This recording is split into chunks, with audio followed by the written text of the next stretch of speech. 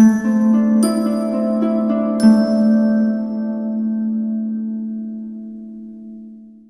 اللہ الرحمن الرحیم۔ السلام علیکم۔ سیزن کے چینل میں ایک بار پھر خوش آمدید۔ ناظرین، شکرکندی ایک ایسی چیز ہے، ایک ایسا قدرت کا انمول تحفہ ہے جو کہ عام طور پر سردیوں میں پایا جاتا ہے، اور اس کی شکل جو ہے وہ آلو سے ملتی ہے، یعنی کہ آلو کی طرح کی اس کی شکل ہوتی ہے، آلو سے بڑے سائز کی۔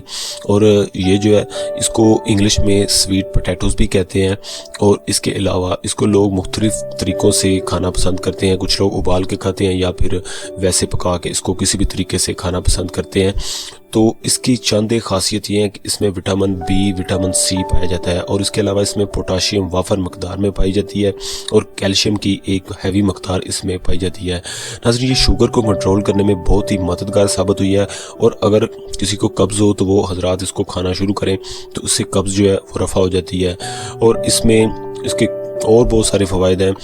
ایک کمزوری جن حضرات کی بینائی جو ہے وہ کمزور ہے، یعنی کہ جن کو اینک وغیرہ لگی ہوئی ہے اور وہ چاہتے ہیں کہ وہ چشمہ اتر جائے، تو کوشش کریں کہ وہ شکرکندی کا استعمال زیادہ سے زیادہ کریں۔ بچے کھائیں یا بڑے کھائیں، دونوں کے لیے بہت مفید ہے۔ اور اس کے علاوہ یہ پیٹ کا، اندرونی پیٹ کا جو نظام ہوتا ہے، یعنی کہ معدہ جو ہوتا ہے ہمارا، اس کو بھی ٹھیک کرنے میں بہت ہی مدد دیتی ہے، کیونکہ اس کی ہر چیز جو ہے، قدرت نے کوئی بھی چیز ایسی نہیں بنائی جو کہ کسی کے بھی فائدہ مند نہ ہو۔ ہر چیز کا کوئی نہ کوئی فائدہ ضرور ہوتا ہے، تو اس لیے یہ پیٹ کے اندر سے جو آنتیں ہوتی ہیں ان کو صاف کرنے میں بہت مدد دیتی ہے۔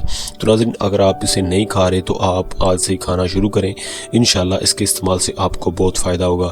تو ناظرین، آج کے لیے بس اتنا ہی۔ اگر آپ کو ویڈیو اچھی لگے تو پلیز اس ویڈیو کو لائک کرنا نہ بھولیں، اس ویڈیو کو جتنا ہو سکے لوگوں تک شیئر کریں، اور اگر آپ نے ہمارے چینل صحت زندگی کو ابھی تک سبسکرائب نہیں کیا تو پلیز اس کو سبسکرائب کر دیں، کیونکہ میں اس پر آپ کے لیے اس طرح کی ہیلتھ کے حوالے سے اور بیوٹی کے حوالے سے ٹپس لے کے آتا رہتا ہوں، تاکہ آپ کو مل سکیں، تاکہ اس کا نوٹیفیکیشن آپ کو بہت جلد مل سکے۔